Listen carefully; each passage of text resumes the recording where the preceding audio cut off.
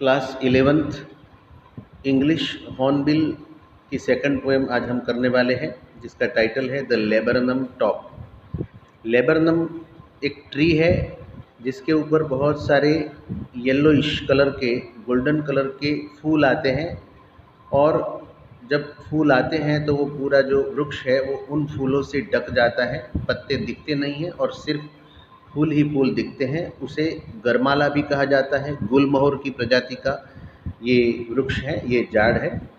तो हम laburnum top आज पढ़ने वाले हैं, जो लिखा है टेड हजीज ने। देखते हैं। The laburnum top is silent, मतलब जो वृक्ष है लेबरनम यानी कि गरमाले का जो वृक्ष है वो अभी साइलेंट है, यानी कि शांत है। उसके ऊपर कोई भी प्रकार की चहल पहल नहीं है। क्वाइट स्टिल, एकदम स्थित है, शांत है, जिसके ऊपर किसी भी प्रकार की चहल पहल नहीं है। In the afternoon yellow September sunlight, a few leaves yellowing, all it's seeds fallen. और ये जो समय है वो कब का है? तो सितंबर का समय है। येलो सितंबर सनलाइट यानी कि सनलाइट जो है वहाँ गिर रही है, सूर्य का जो ताप है वो है, और आफ्टरनून का ये समय है।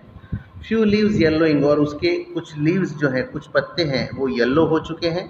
ऑल इट्स सीड्स फॉलन, और उसके जितने भी सीड्स हैं, उसके बीज हैं, वो फल है, वो सारे के सारे गिर चुके हैं, नीचे गिर चुके हैं। यानी कि ये जो वृक्ष है वो पूरा अभी शांत स्थिति में है, कोई चहल पहल नहीं है इसके ऊपर, एकदम खड़ा है, क्वाइट स्टिल पोजीशन में खड़ा है। और येलो सितंबर का ये समय है, येलो सनलाइट वहाँ पर फैली हुई है, और जो कुछ उसके पत्ते हैं वो पीले होने आए हैं, और जो सीड्स हैं वो सारे गिर चुके हैं। Till the gold Finch comes, यानी कि कब तक ये? तो जब तक गोल्ड फिंच ये एक बर्ड का नाम है, छोटा सा पक्षी है। तो वो जब तक आ जाता है with a twitching chirp. Twitching chirp का मतलब है, यहाँ पर ट्विचिंग का मतलब है movement of small body part, यानी कि अपने शरीर के पार्ट्स को हिलाता हुआ, अपने पंख, अपने पैर, अपने जो सिर है, अपनी चोंच है, उस सब को मूवमेंट कराता हुआ वो वहाँ आ जाता है। चिरप, चिरप का मतलब है कि यहाँ पर बर्ड साउंड, यानी कि जो बर्ड्स जब गाते हैं, बोलते हैं, चहचहाते हैं, तो उसको चर्पिंग हम कहते हैं। अ सडननेस, और आता है तो कैसे? जल्दी जल्दी में। अ स्टार्टलमेंट, और थोड़ा अमेजिंग भी है, स्टार्टल भी है, थोड़ा चौंका हुआ भी है, चौकन्ना भी है। एट अ ब्रांच एंड, और आकर के कहाँ बैठ जाता है? उस ब्रांच के, उस ट्री के, लेबरनम जो ट्री है, गरमाले का जो वृक्ष है, उसके एक डाली के ऊपर आके वो शाखा के ऊपर बैठ जाता है, at the end of that particular branch. Then sleek as a lizard, और वो वहाँ से स्मूथली खिसकता है, जाता है। किसके साथ कंपैरिजन की गई यहाँ पर? लिजार्ड के साथ। तो जो लिजार्ड है जिस तरीके से, उसके जैसा ही वो कैसा है? स्लीक। स्लीक का मतलब है यहाँ पर स्मूथ है, एंड अलर्ट है, एंड एब्रप्ट, यानी कि वो एकदम अलर्ट भी है, एब्रप्ट है यानी कि चौकन्ना भी है यहाँ पर, क्विक है। शी एंटर्स द थिकनेस, और फिर धीरे धीरे वो जो डाली के अंत के ऊपर वो बैठा हुआ था, वो धीरे धीरे अंदर जाता है, खिसकता है, यानी कि जो घटाधार जो वृक्ष है, लेबरनम का जो वृक्ष है, उस वृक्ष के बीच में जाता है। And a machine starts up, और अचानक जैसे कि एक मशीन स्टार्ट हो गया हो, वैसी आवाज़ें स्टार्ट हो जाती है। ऑफ चिटरिंग्स, चिटरिंग्स का मतलब है यहाँ पर singing sound of the birds. तो जब बर्ड्स, जब बहुत सारे बर्ड्स जब एक साथ मिलकर के चहचहाते हैं, गाने लगते हैं, तो उसे हम कहेंगे चिटरिंग्स।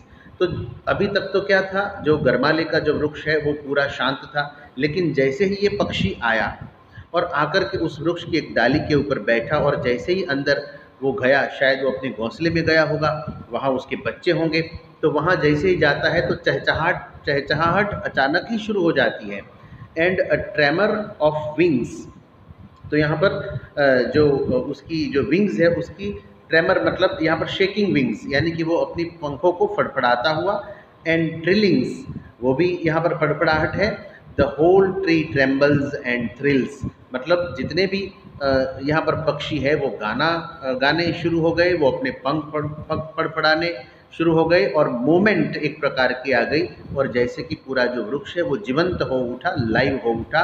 पूरा जो वृक्ष है, the whole tree trembles and thrills, एक रोमांच का अनुभव जैसे कर रहा है पूरा tree.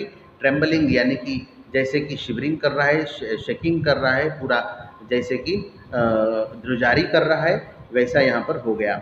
It is the engine of her family, और ये जो पक्षी है वो इंजन ऑफ हर फैमिली, उसके फैमिली का ये इंजन है। अब यहाँ पर दो वर्ड जो है उसको हमें ध्यान में लाना है। पहले एक वर्ड आया सेकंड स्टेंजा की 4th लाइन में, लास्ट में आपने देखा एंड मशीन स्टार्ट्स अप। तो ये जो मशीन वर्ड है वो वर्ड देखो हम एक लेंगे और यहाँ पर ये वर्ड लेंगे, it is the engine of her family, यानी कि पूरा जो उनका फैमिली है उसको यहाँ पर पोएट ने मशीन बताया गया है, और ये जो बर्ड है जो बाहर से अभी आया है उसे इंजन बताया गया है। ऐसा क्यों कहा गया है वो हम आगे जैसे पढ़ते जाएंगे तो हम समझते जाएंगे।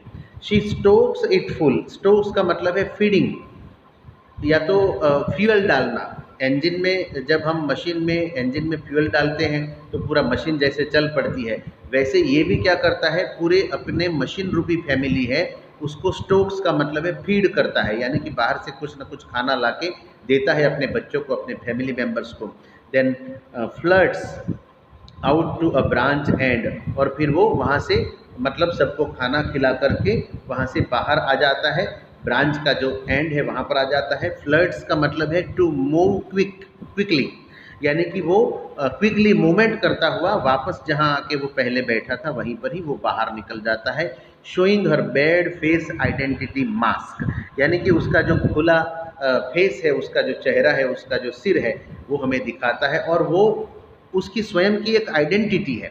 उसे यहाँ आइडेंटिटी मास्क इसीलिए कहा गया है क्योंकि उसका फेस जो है वही उसकी पहचान है, उसकी आइडेंटिटी है। जिस प्रकार से हमारे घर के मुख्य व्यक्ति कोई भी बिजनेस व्यवसाय, कोई भी जॉब नौकरी करके हमें सरवाइव करते हैं, हमारी बेसिक नीड्स पूरी करते हैं, वैसे ही ये पक्षी भी यहाँ पर उसके जो घोंसले होंगे वहाँ आकर के उनके फैमिली को सरवाइव करते हैं। उनकी बेसिक नीड्स, वहाँ तो फूड ही होती है बेसिक नीड उनकी, तो उसको वो पूरा करते हैं। Then with eerie delicate whistle, यानी कि वो स्ट्रेंजली विसलिंग करता हुआ, चर्पिंग करता हुआ, विस्परिंग्स आप साउंड्स में, यानी कि वो चहचहाता हुआ वहाँ से बाहर आ जाता है। शी लॉन्चेस अवे, और फिर उड़ जाता है टूवर्ड्स द इन्फिनाइट। इन्फिनाइट का मतलब है यहाँ पर स्काई की ओर, यानी कि आकाश की ओर उड़ जाता है फिर से खाना या तो फूड इकट्ठा करने के लिए। And the laburnum subsides to empty, और जो लेबरनम यानी कि वो गरमाले का जो वृक्ष है वो फिर से क्या हो जाता है, सबसाइड्स टू एम्प्टी का मतलब है रिड्यूसिस टू एम्प्टी, यानी कि फिर से वो शांत हो जाता है, क्वाइट हो जाता है, खाली खाली हो जाता है, क्योंकि जितनी भी चहचहाहट थी, जितनी भी मूवमेंट्स थी वो सब वहाँ पर बंद हो जाती हैं। क्यों बंद हो जाती है, क्योंकि उनको फीड करने वाला व्यक्ति आया, यानी कि उस मशीन का इंजन वहाँ पर आया और वो इंजन उनको फीड कर करके वापस वहाँ से चला जाता है। तो इस पोएम से हमें यहाँ पर ये जानने को मिलता है कि हमारे घर का जो मुख्य व्यक्ति होता है वो बहुत ही इम्पोर्टेंट हमारे लिए होता है, और जब वो कुछ न कुछ हमारे लिए लाते हैं, हमारी बेसिक ज़रूरतों को पूरी करते हैं, तो हम कितने खुश हो जाते हैं, खुश रहते हैं। उसी प्रकार ये पक्षी भी यहाँ पर उस गरमाले के वृक्ष के ऊपर आते हैं और अपने घोंसलों में रहे जो फैमिली है, मेंबर्स हैं उनको फीड करते हैं, खाना खिलाते हैं। ये यहाँ पर पोएट ने एक बहुत ही डायरेक्टली और बहुत ही इजी डिस्क्रिप्शन हमें दिया है। तो मैं आशा करता हूँ कि आप लोगों को ये पोएम अच्छी तरह से समझ आ चुकी होगी। Thank you very much.